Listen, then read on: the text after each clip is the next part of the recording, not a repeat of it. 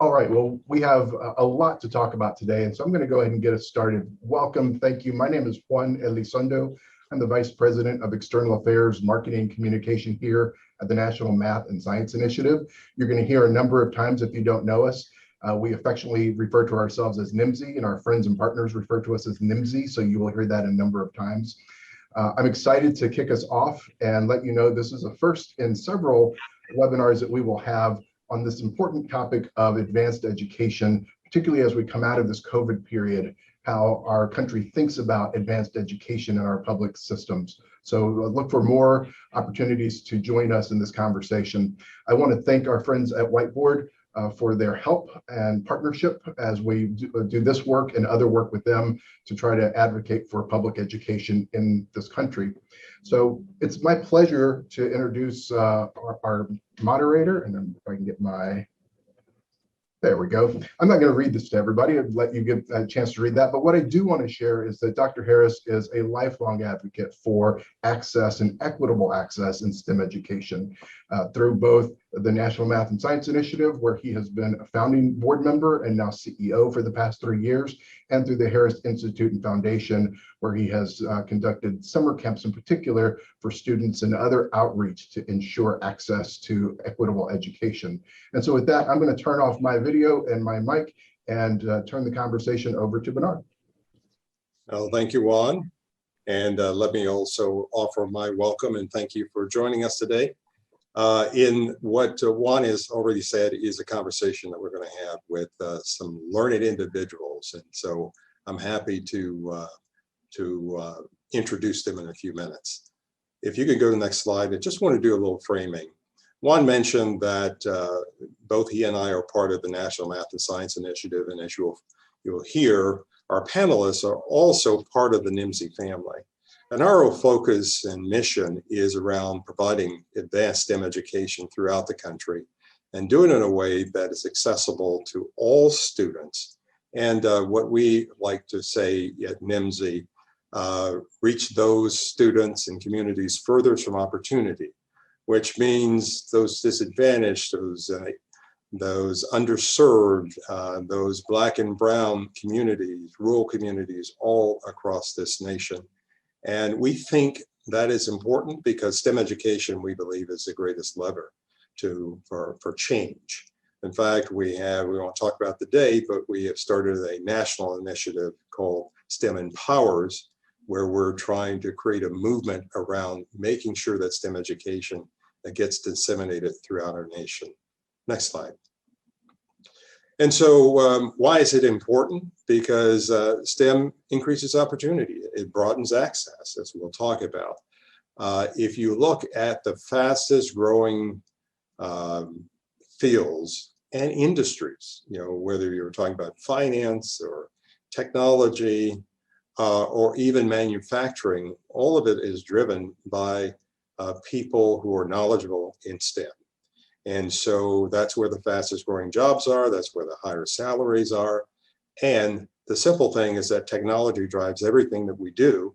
So it's important for us to ensure that our future is safe. And the only way to do that, and then secure, and the only way to do that is to make sure that our students, the students in which we serve, are prepared for that future. And what I like to say that now, because all what I'm talking about is happening as we speak today. Next slide. And so we offer at NMSI a number of solutions that are embodied in something we call NMSI 365. And so we have programs for teachers, providing professional development. We have programs for students and helping them both of those programs are face-to-face and online. And of course, we're going to talk a little bit about COVID today and how that sort of impacted us and accelerated our growth in online education. We also have what we call wraparound services, which include working with administrators, like some that you're going to meet today, and helping them define and I think more accurately tailor programs so it meets their needs. And then we provide, of course, program management. Next slide. And so I'm happy to introduce our panelists today. And I'll start with Dr. Lisette Rodriguez, who is Executive Director at Advanced Academics in Miami-Dade. And we also are joined with by Dr. Jovan Wells, who is the Chief Academic Officer at Garland, and Jay Brady, who is Principal at Clovis High School. And I think when you hear from them today, you're going to see that what we try to do is to have a nice cross-section of districts so that you could get a feel for how the program are implemented across the country. So I've asked each one of them to just open up and tell us a little bit about them, whatever they want to say about themselves and about their districts and their school. And let's start with Dr. Rodriguez. Thank you so much. Good afternoon. It's a pleasure to be here today. Thank you for inviting me. I work with the Department of Advanced Academic Programs here in Miami-Dade County Public School. We're a large urban school district, 4th largest in the nation. And our department oversees all advanced academic programming K-12, from gifted programs to honors, advanced placement, dual enrollment, international baccalaureate, and the Cambridge program. And we're very excited to partner with NMSI for the last 5 years and hope to have a continuing relationship to help support our teachers and students. Thank you. Thank you. Dr. Wells. Thank you, Dr. Harris. I'm also very thrilled to be a part of this panel today. We have been NMSI partners in Garland ISD since 2014 and have enjoyed every minute of the partnership. I'm the Chief Academic Officer in Garland ISD. We serve 3 cities in our district. We serve about 55,000 students, and we have 72 campuses across the district. We are the 2nd largest district in Dallas County.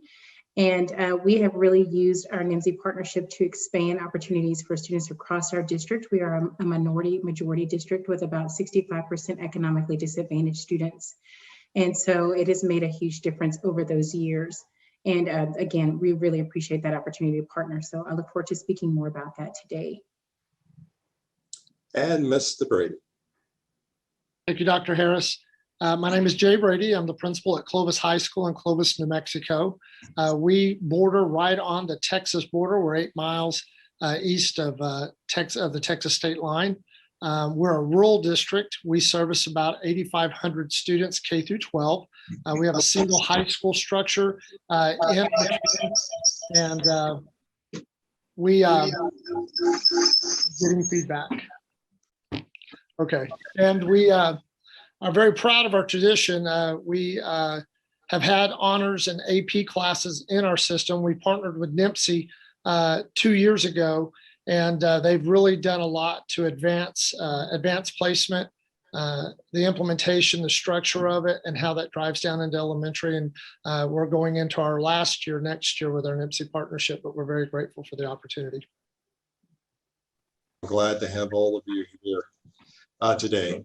So this is a question I want to kick us off for all of you to answer, and doesn't have to be in any particular order. You know, the reason that you're on this panel is that you are believers like I am in the value of STEM education. What made this a priority within your school and within your district?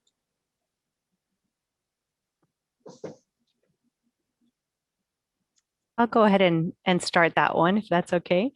I think a priority for us in looking at STEM education is just looking at ways of expanding opportunities for students for college and career readiness, and the emphasis that has and with STEM education and opportunities for students for us is a big deal in Miami-Dade County. We want to make sure that we're providing access to students and have open access to our AP and advanced academic programs.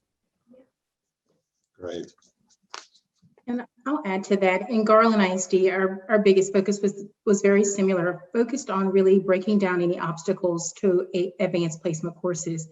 We knew through our partnership with NMSI and the research that students that are exposed to advanced placement courses typically have higher GPAs when they get to college. And we wanted to take down those barriers for those students that did not have opportunities to even challenge those courses. And so working with NMSI through the prep sessions, through working with our board of trustees, we were able to pay for all of our exams for students to be able to access those courses with no obstacles, no barriers. And we have seen a remarkable improvement in our college career military ready rates, as well as our students gaining access to college. And so that started at the board level with that commitment to all of our students and making sure that they had access to this amazing opportunity to access these courses.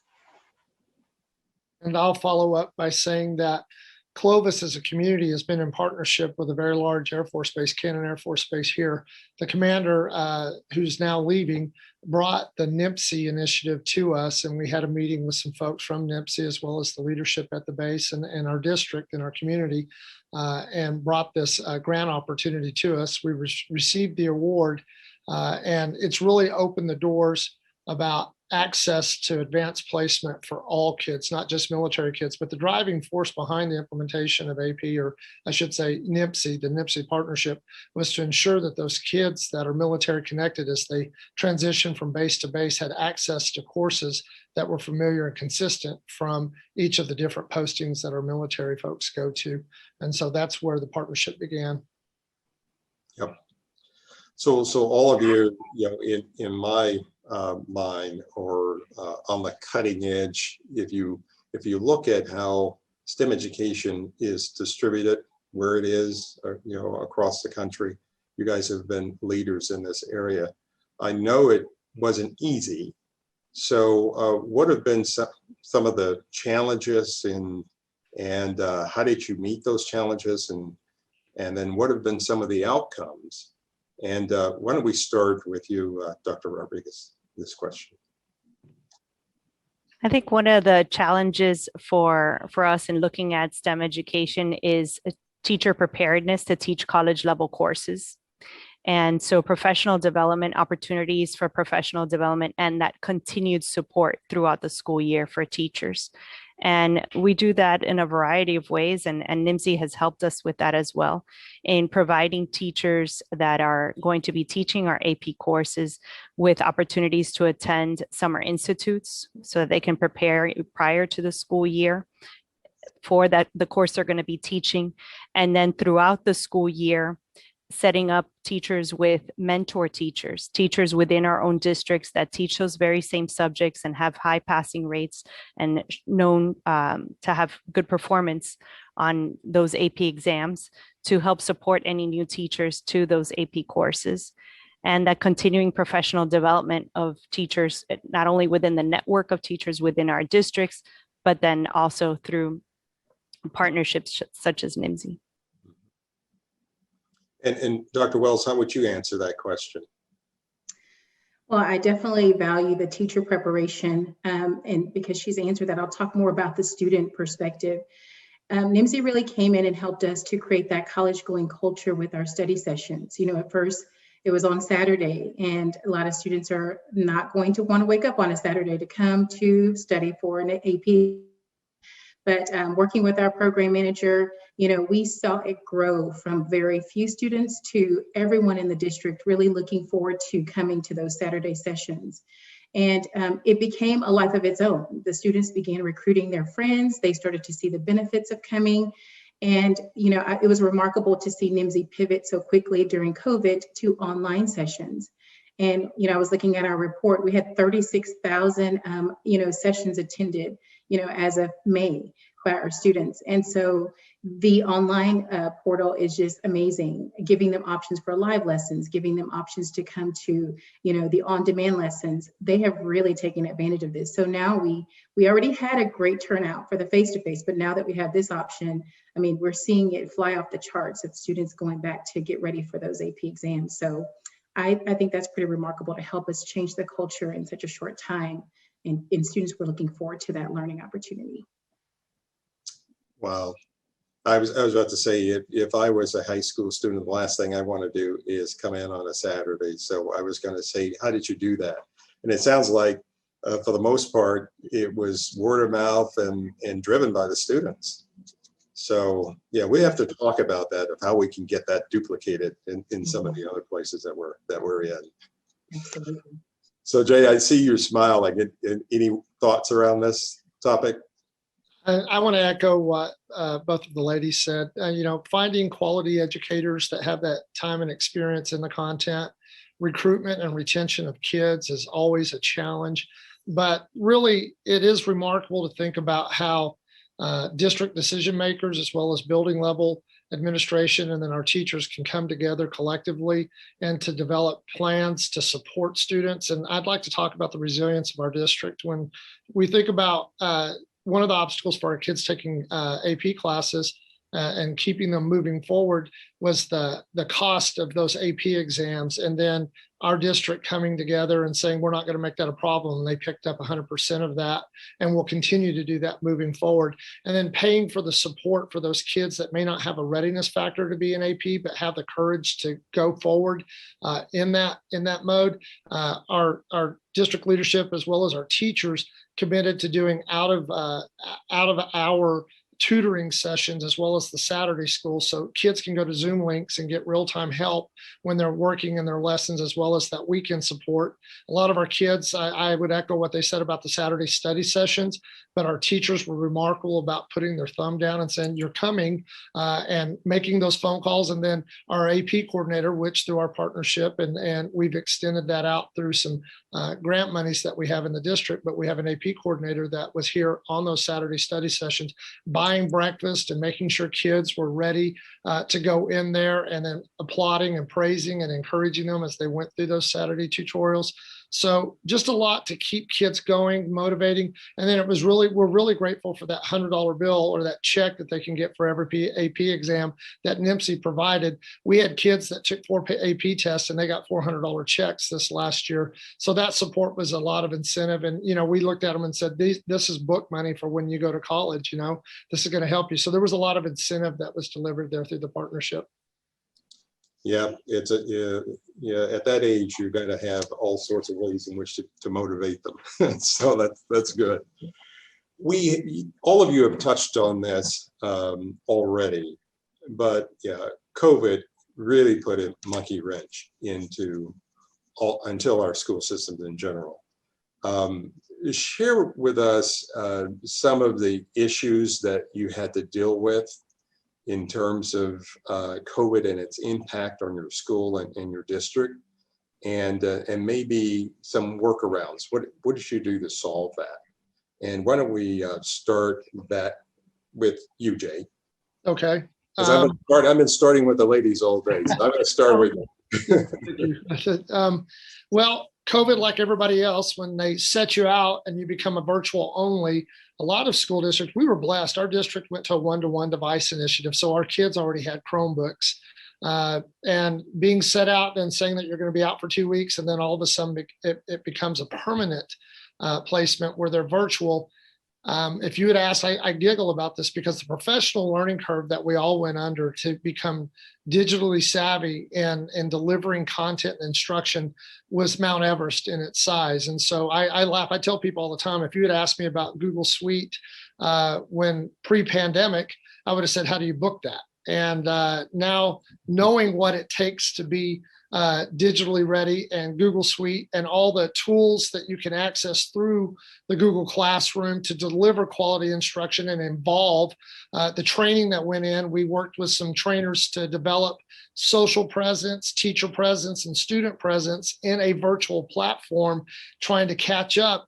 And while you're doing that, we kept our foot on the gas for AP and pre-AP classes. We made no concessions for those kids that were in there, knowing that we wanted a readiness factor for our kids on those AP exams, because we knew we would get to a place where they would have to take those AP exams again.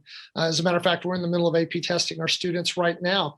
And I'm very proud that 100% of our kids are on track to take, if they're in an AP class, they're taking those tests, and I feel confident that we're going to have a result that is reflective of what our practice has been in pandemic.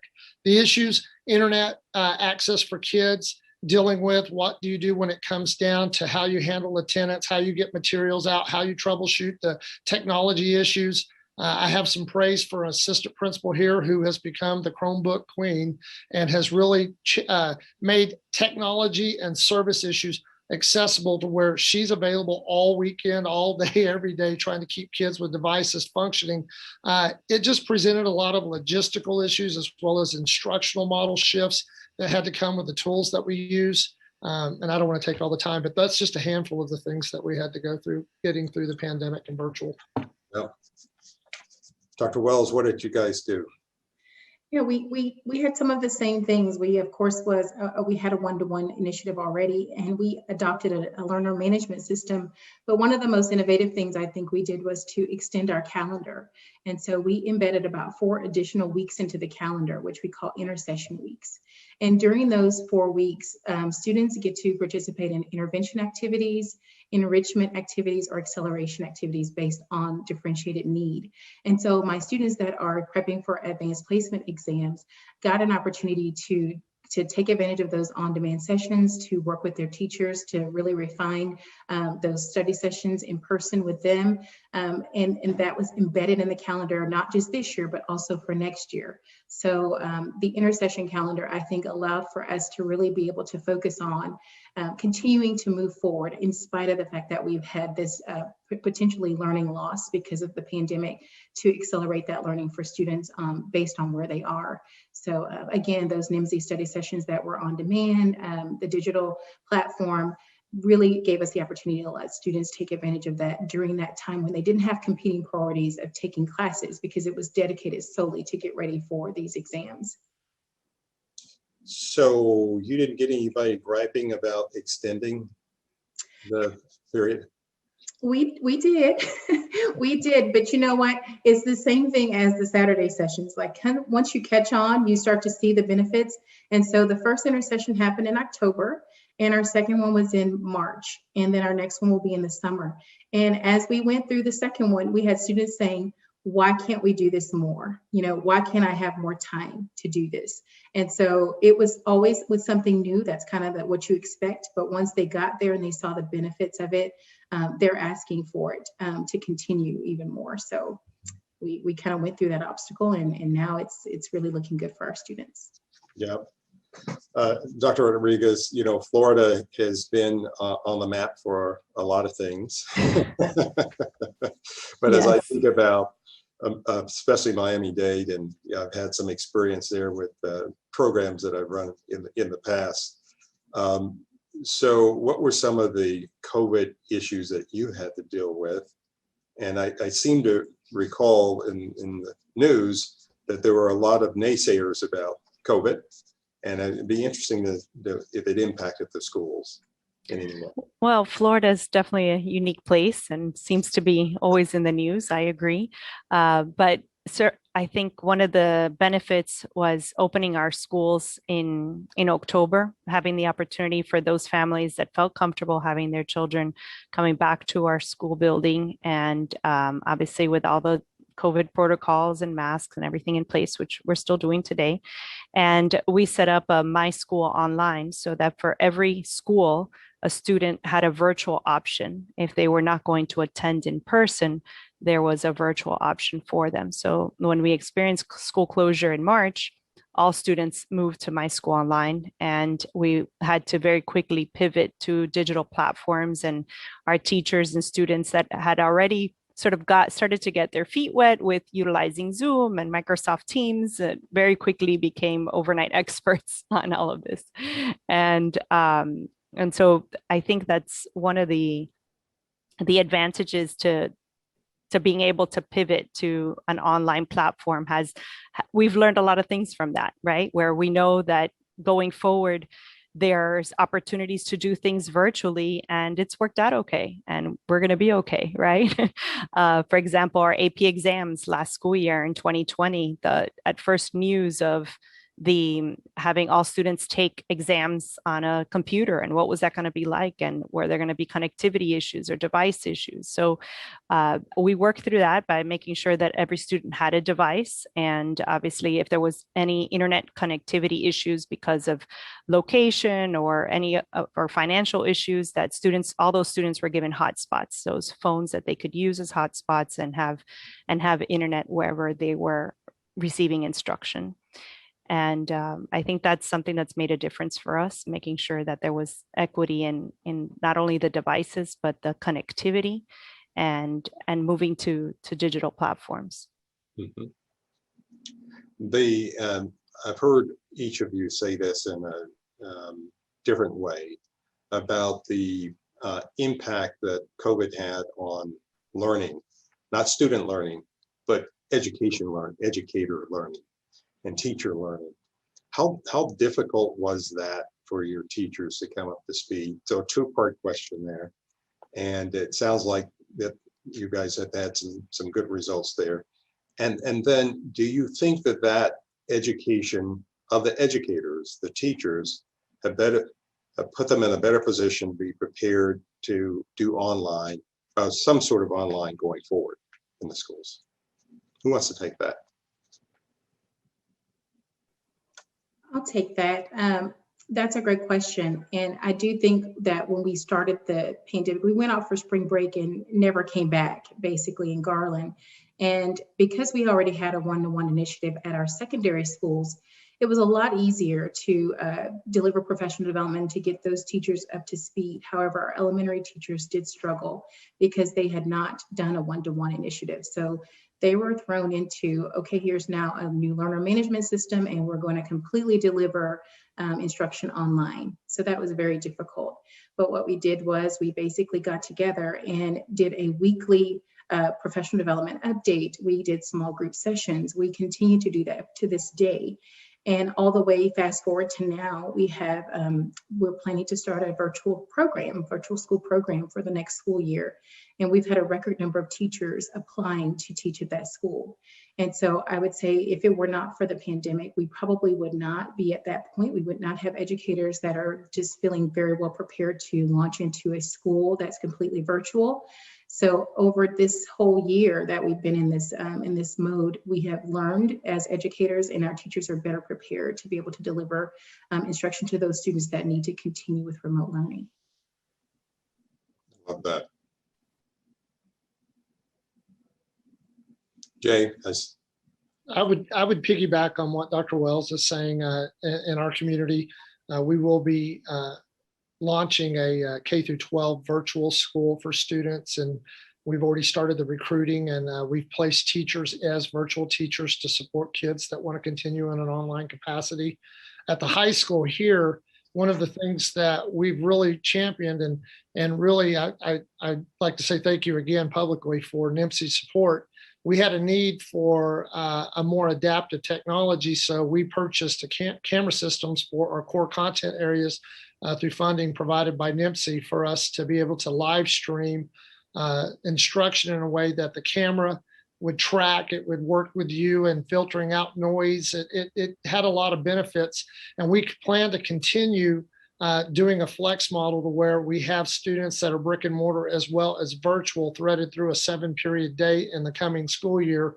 That's one of the things that we're going to do to promote outwardly. It's kind of launching into one of the other questions, but we plan on offering that to our surrounding communities because we're the only school district within 100 miles that has advanced placement opportunities for students so that we can recruit kids back into our program. That's one of the things that we want to start advertising as a district, so that if kids are not able to access it in their district, simply they need to enroll in our district and they can come virtually and attend those. And I want to address the learning curve. You know, when you think about applied sciences, when you're in a chemistry classroom or a physics classroom and you're in those lab structures, we've adapted that technology and live streaming kids virtual into lab groups so that they can still participate. Right now, this is happening at our high school so that they can participate in the labs and they can complete the lab, be a part of the group collectively, and then complete the assignment, the lab abstract at the end of it, and still take place in the learning, even though they may not be physically in the room doing that. So those are some of the shifts that I see that are going to remain with us consistently from here forward. I think education has changed forever because of what we've had to do with the virtual platform. Yeah. Absolutely. I'll echo that. Education has changed forever. Yes, in every aspect, the student experience, the teacher experience, the parent experience. I agree with that. There's some things that we've learned from all of this that we were sort of thrust into, but some positive outcomes that are, I think, going forward will be practices that we keep in place. Definitely. Yeah. It's been said by a number of leaders that we're not going back to normal. the way things were, right? And everybody's looking forward to COVID being over and us getting back to just face to face. And there's a lot of talk about, kids learn better if they're in the classroom, which I agree with. But that's not the only way that they learn. This is my opinion. So I throw that out. It is not the only way that they learn.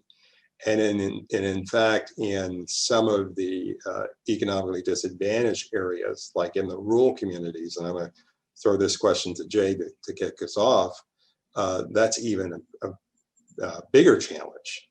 And you've already talked a little bit, Jay, about the fact that you guys looks like you're sort of the nidus for the whole state, at least that part of the state, and for them having access to high quality STEM education. Right. Talk a little bit about what you guys are doing.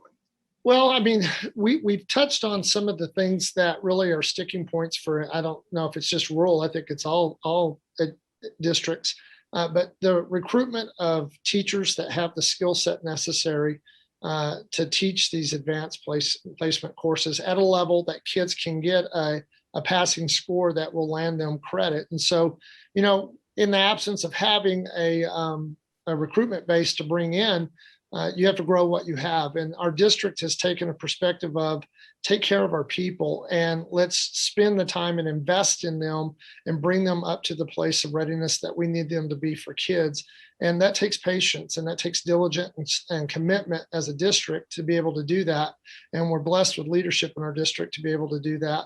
A lot of people, and myself, we want results now. Well, you have to grow that over time and you have to think strategically and you have to be goal oriented in that. But we also think about access to materials and access to the learning environment. Again, Clovis has had top-notch people in these places that provide us the instructional resources, and the partnership that we've had with NMSI has certainly enhanced that with the ability to buy the nice to haves, not just the necessary items, and then to provide opportunities for kids to participate. Also getting kids, one of the things that we have to worry about and work on is equity in recruiting kids into the class. We'd like our enrollment in our AP classes to mirror what our demographics look like in our school.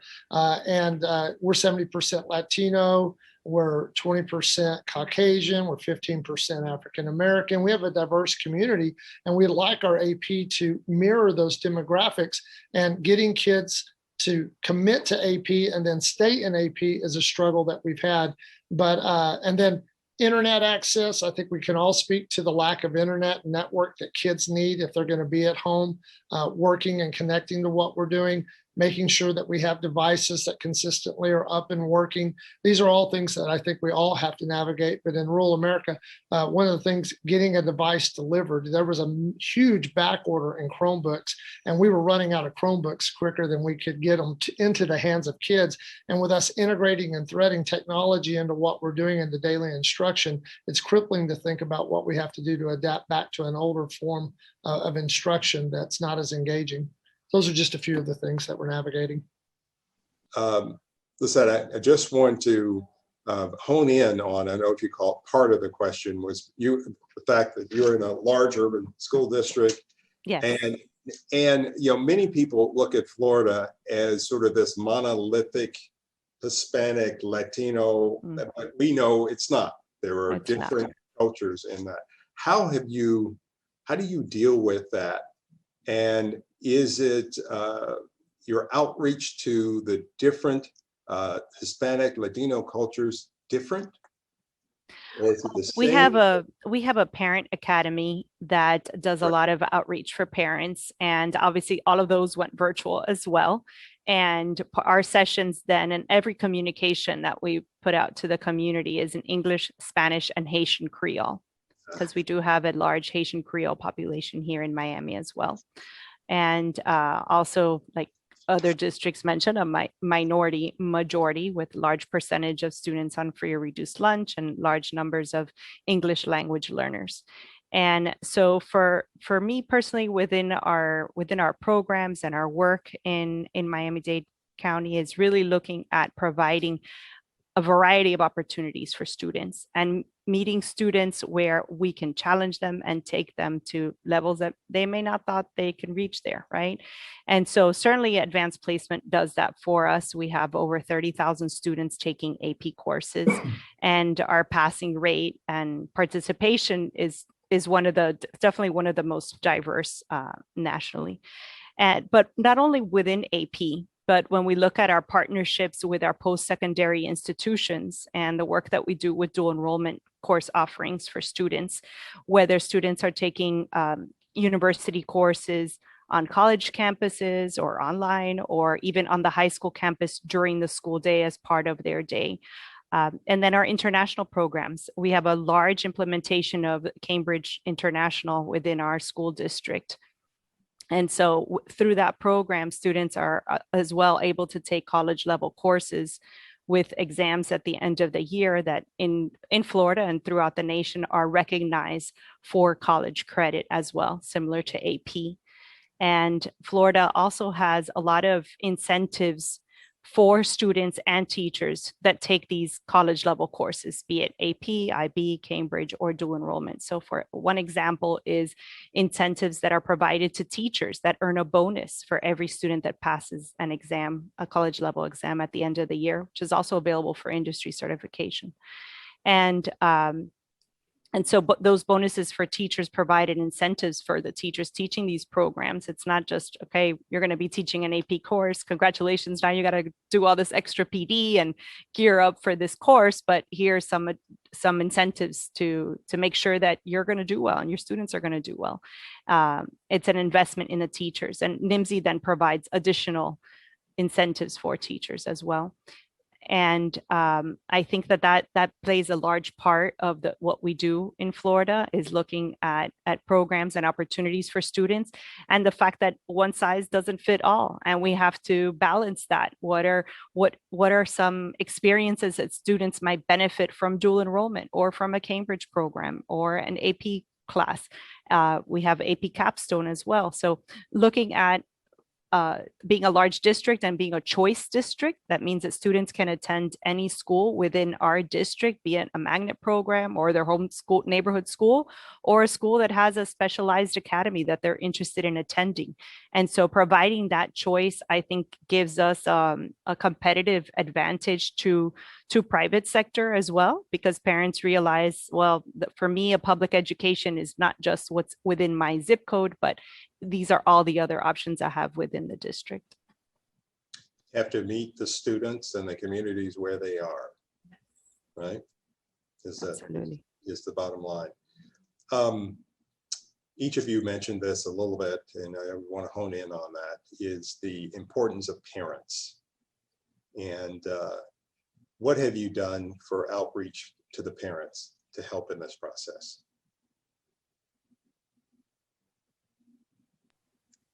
I can start off with that one. We had several different programs to offer support for our families. We talked about, just the inequities with Wi-Fi. So we had several workshops where parents were able to come in and pick up a hotspot for the however many number of students they had enrolled in the district. They got a hotspot to go home. They already had devices. We also made meals available every day, even though we were remote learning.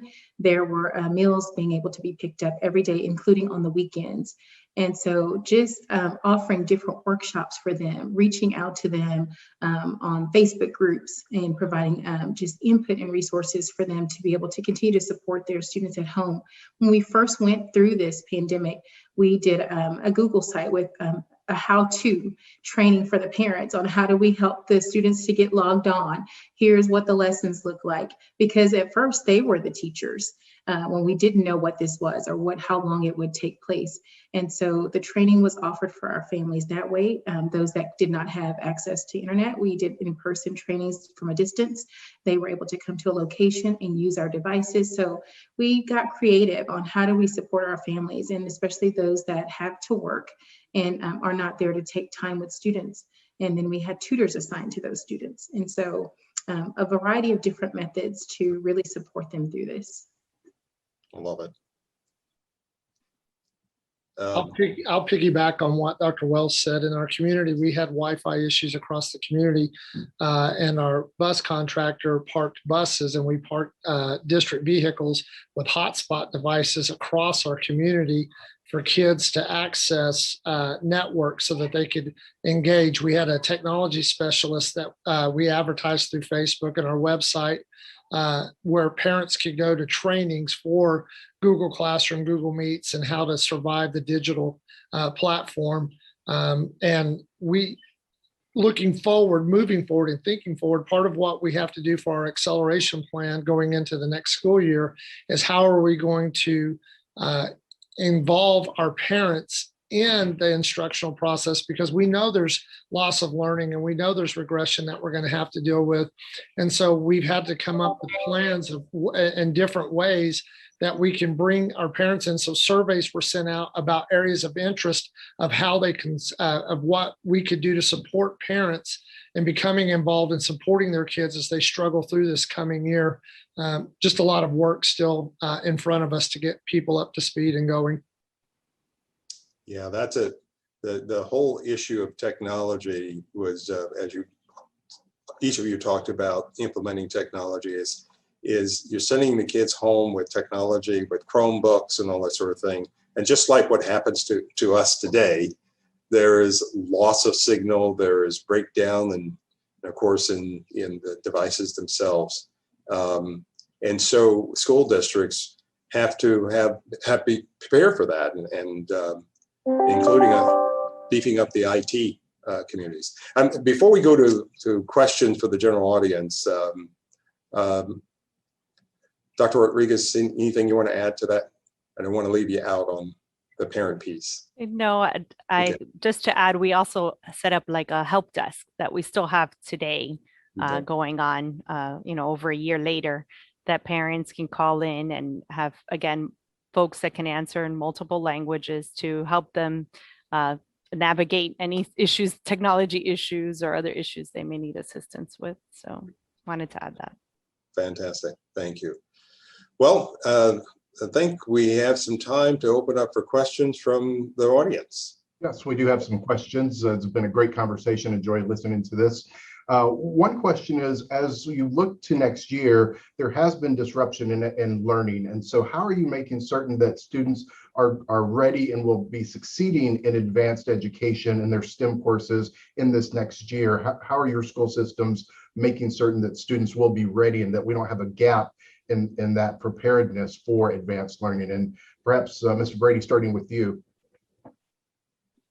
Well, in New Mexico, the New Mexico Public Education Department has released documents that really put the framework in front of you of what you're supposed to do in an acceleration model.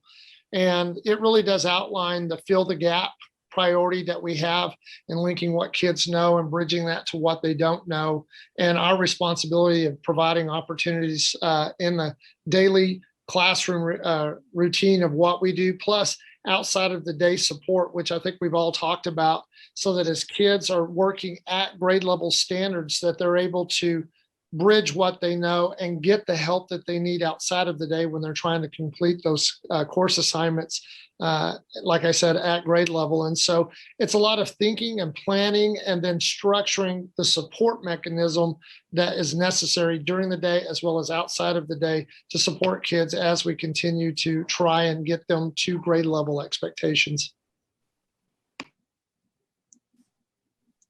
Dr. Rodriguez, Dr. Wells, any addition there on how you're thinking about students being ready for advanced learning in the coming school year? One of the things that we've done is we have created our own academic acceleration plan. And this year, we have also used the measures of academic progress, which is a growth measure assessment for our students at the beginning of the year, middle of the year, and we'll do it again at the end of the year. So we'll know where they are and where those gaps are, and we're constantly iterating their plans for improvement, in addition to that intersessional calendar. But as we move forward, things like math, we know that from the research, math has the biggest gaps throughout our system.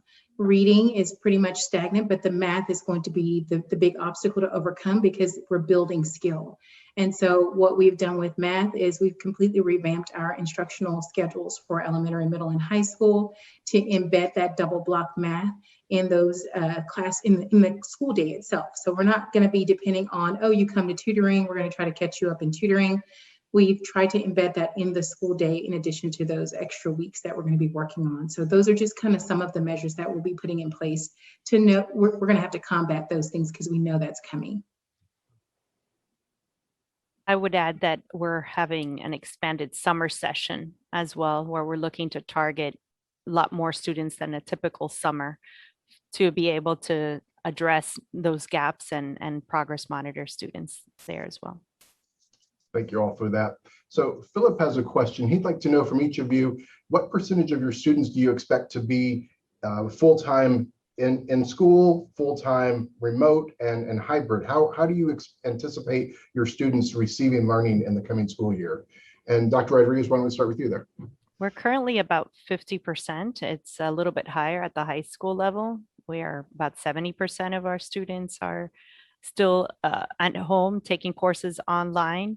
And I think we'll see a difference where we'll expect more students, particularly the younger ones, to be more face-to-face. And certainly there's a push for that district-wide.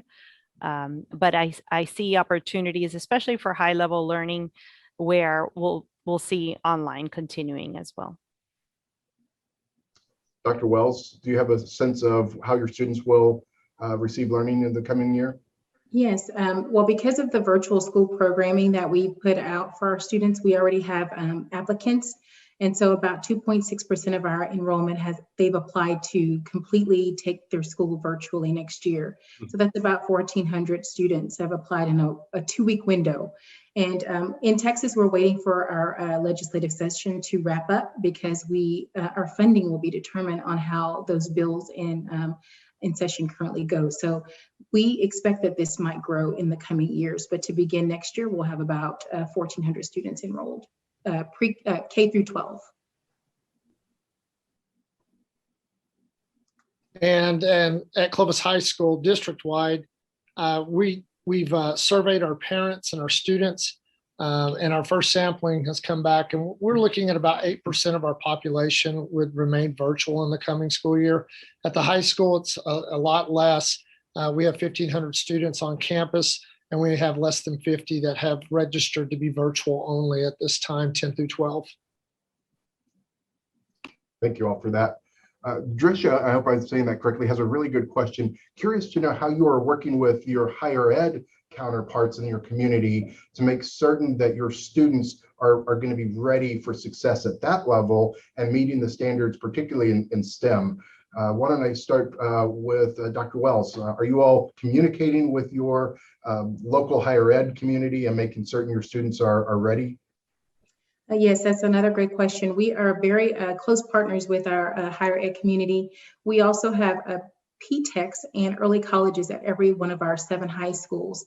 And so we work really directly with those colleges for our students that are matriculating into those programs and students that are currently working to earn their associate's degree before they even graduate high school. So that partnership starts even before they leave our district.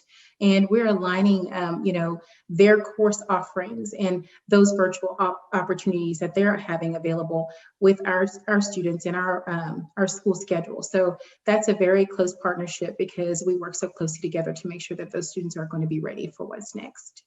Before I ask the others to address that, how do you start that relationship if it doesn't exist? How might somebody in a district who doesn't have that get that connection going?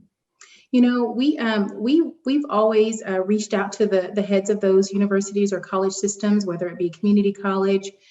We also have what's called Dallas County Promise in our entire county, and it offers free tuition for our students coming from some of our high schools to the community colleges. So it was like a citywide, local district-wide partnership to establish this connection with these higher learning institutions. And it really benefits the student. So I would say reaching out to those leaders and starting a coalition, like how can we bridge the gap from high school to the university level for our students and come up with some innovative programs like that. Thank you for that. Dr. Rodriguez? I agree. I think another way of making connections with post-secondary is with a dual enrollment programs. That's just a great way it benefits both institutions and the opportunities that it provides for students to take courses and be better prepared to enter college and university with already credits under their belt is just a great way to start those partnerships. And for us, it has led to very strong relationships between post-secondary institutions, public and private, within our community. Mr. Brady, you might have a different circumstance depending on where that higher ed community is in relation to where you are. And so maybe a different perspective of how you make that connection in a rural community. Well, we're blessed. We have a 4-year institution 18 miles down the road from us, and then we have a local community college that we partner strongly with. We launched an early college high school a couple of years ago, and this year we'll be graduating about 18 seniors with their associate's degree from our local community college. We also work with our higher ed people at the public education department. We continued along with our audit to make sure that our kids that are in our career pathways or CTE programs are still on track. And so, we have a robust offering of courses and career opportunities for kids from higher ed all the way into the trade industries. And so we've managed that. We have district leadership that has made that a priority. Dual credit's still going very strong for us here at the high school. And so I would echo what both ladies have said. It's just reaching out and establishing that partnership and connecting what you can do with what the universities can offer and making that those pathways very clear and relevant. Great. Thank you both, or thank you all for that. Ms. Brady, I'll stay with you. Loretta has a question about young women in STEM education and making certain that they have pathways and they're welcomed in that learning. I'll broaden that to additional communities, brown and Black communities, other communities that might be underrepresented. So how are you thinking about making certain those underrepresented communities, young women and others, are getting that access and having that success in STEM education? Well, it goes well, and I'll just start by saying we have more females and females of color in STEM than we do males. And so I have nothing but females in my family, so I'm going to brag on that. We have very bright, intelligent young women in our schools. But really the laser focus that comes from looking at your demographics, working with your partners at NMSI, what that did for us and using the spreadsheets that they have, it really represents the breakdown of your school. It shows strengths and weaknesses of where you really need to put emphasis on recruitment and bringing those kids in, where you need to get the support, the approaches you need to take. And so just managing the information that you have at your fingertips already, and then making that a priority to make sure that every group is represented equitably there, and then encouraging and supporting those kids as they attempt and go into those classes. I love hearing that. Dr. Rodriguez, we had a thumbs up for you. So let's Yes. go to you with that question. That's interesting that our data aligns there, Mr. Brady, because, being the size in this case doesn't matter. Our girls are kicking butt too. They are outperforming our boys, and our concern now is actually males and males of color and their performance. And it's something that we are definitely looking at. What are programs and courses that can engage students and really hone in on that, because that trend has shifted in, it sounds like, other communities too, where our girls have really stepped up and are outperforming. Dr. Wells, I want to switch that question a little bit for you, because what we heard Mr. Brady say is welcoming, using the data, and then supporting those students. And so, how do you approach that and making certain that the students feel welcomed and are supported when they come from communities that maybe have not always felt invited to that level of education? I think it starts with just a culture of inclusivity. Everyone is included. Everyone is expected to take advantage of these opportunities. We even have, after our partnership starts with NMSI, we started a STEAMposium where we showcase makerspace and, inventions by girls, by minorities, all the way down to our pre-K students. It's an annual thing that we do in the district, and we've done that for over 7 years. And so we've taken that barrier down that, oh, science is not for this person, or technology is not for this person. We celebrate it. We start with a year-long challenge. And so we are trying to build up, our students to be able to go into those advanced STEM courses when they get to high school, by just breaking down that barrier that this is not foreign. This is something that we've done since we were in elementary school, and we love it. We love science. We love technology, engineering, and math. So I think that goes hand in hand with some of the things we've done to change that culture in Garland. That's awesome. Really appreciate that. Well, I want to say thank you to our panelists, to Bernard for moderating for us, and to our partners at Whiteboard Advisors for helping bring us together. Thank you so much. Thank you, everybody. Have a good afternoon. Thank you. Bye-bye.